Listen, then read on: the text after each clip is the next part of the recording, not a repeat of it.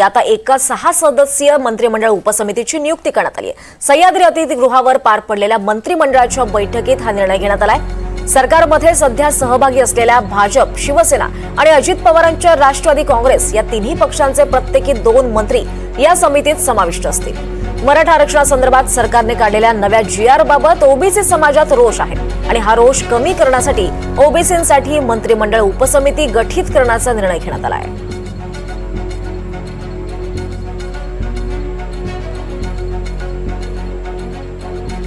काल मराठा समाजाच्या संदर्भामधला जो निर्णय झाला त्या निर्णयाच्या उपसमितीचा जसा मी सदस्य होतो त्याच पद्धतीची एक उपसमिती ही ओबीसी समाजावर कुठचाही अन्याय होऊ नये आणि त्यांच्या न्याय हक्कासाठी असावी अशा पद्धतीची मागणी जी होती ती खरं तर अगोदरच मान्य झालेली होती, परंतु येत्या 1-2 दिवसामध्ये ती देखील समिती गठीत होणार। शासनानं मला असं वाटतं की ट्रान्सपरन्सी ठेवून तो GR काढलेला आहे। महाराष्ट्र राज्यातला कुठचाही वंचित घटक हा त्याच्या न्याय हक्कापासून दूर राहू नये यासाठी हा काढलेला GR होता।